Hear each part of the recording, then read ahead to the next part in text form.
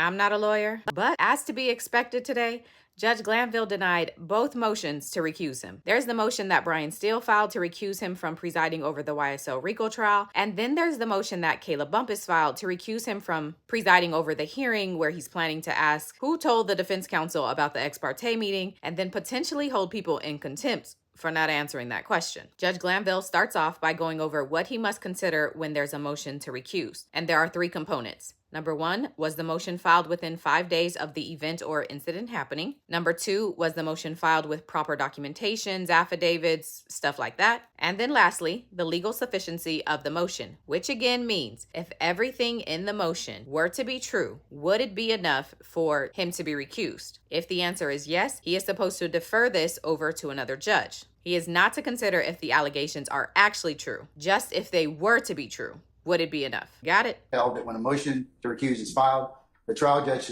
shall immediately, 1, determine the timeliness of the motion, 2, the legal sufficiency of the affidavit, and 3, the legal sufficiency of the grounds, and has no power to do anything else, and that is Robinson versus the state. If the judge finds that all 3 conditions have been met, he must refer the motion to another judge to hear the motion, but if any one of the conditions is not met, there is no error in denying the motion. Accordingly, the court is going to address each one of the factors as it pertains to both Mr. Steele's motion and, for shortness, Mr. Banks' motion. Quick chime in here. Mr. Banks is a man named Gabe Banks. He, along with 4 other attorneys, came to court today to represent Kayla Bumpus. But Banks is the one who is actually doing the speaking for today. I find both motions were timely filed. Secondly, I find that in addressing the legal sufficiency of the affidavit, that means was it sworn? Was it sworn before a notary is in proper form? I find Mr. Williams and Ms. Bumpus's motions to be, I should say, affidavits to be in proper form. The third thing that the court has to review, and like I said, I reviewed, is the legal sufficiency of your grounds of the motion. And here's where the court finds that upon a review of Mr. Steele's motion and affidavit, as well as Mr. Banks' motion and affidavit, that both contain assertions, bare assertions and legal conclusions which aren't sufficient for the court to grant your motion at this point in time and refer it to another judge for it to be heard. So I'm going to deny the motion at this point in time. Yep, denied. But I don't get into anything about the affidavit itself. Argument on that, I just have to read it. Those are the only 3 things I do. And then if I find it to be not sufficient on its face, I go for it. I just make the ruling at that point in time, let you all take it up. No, I won't grant a motion for a certificate for immediate review. Certificate of immediate review would be the judge signing off on the attorneys filing an appeal regarding his ruling or his denial to be recused. So yes, you are understanding all of this correctly. Judge Glanville gets to say, no, I'm not going to recuse myself, and then follow up to that by saying, no, I also will not allow you to file an appeal regarding my decision. That's where we are at this point in time. Anything else, Mr. Banks? I understand the court's ruling and we'll proceed as we see fit. I do take issue with the court's characterization about the legal insufficiency of the affidavits. Well, that's why when it was reviewed on appeal, sure, it can certainly be. I mean, the appellate court will review my ruling for abuse of discretion. And stating that, Judge, I would just say that one of the issues that is raised in our affidavit, because our motion to recuse is to recuse you from the contempt proceeding, not the underlying criminal case in which Your Honor is presiding. To the extent that there is a contempt proceeding that is set for the 25th, Your Honor, you are a witness to that proceeding, and so because you were a witness, I don't believe you.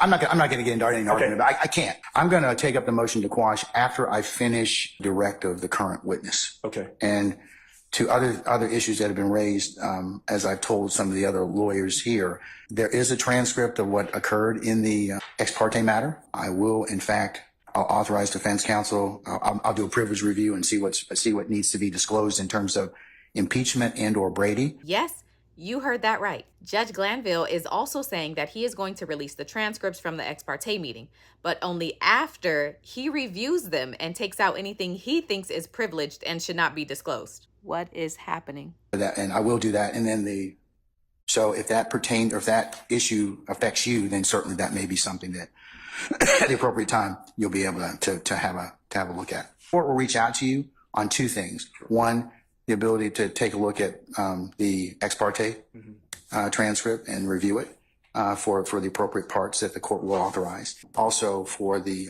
I'll re-notice you because I know that it's supposed to be done this Tuesday, but I doubt that we'll probably have it this coming Tuesday. Okay. Sounds like the show cause hearing, which is currently scheduled for the 25th of June, is now going to be moved. I'm saying that at this point in time, I've made my ruling. You've said what you need to say in terms of what your thoughts are.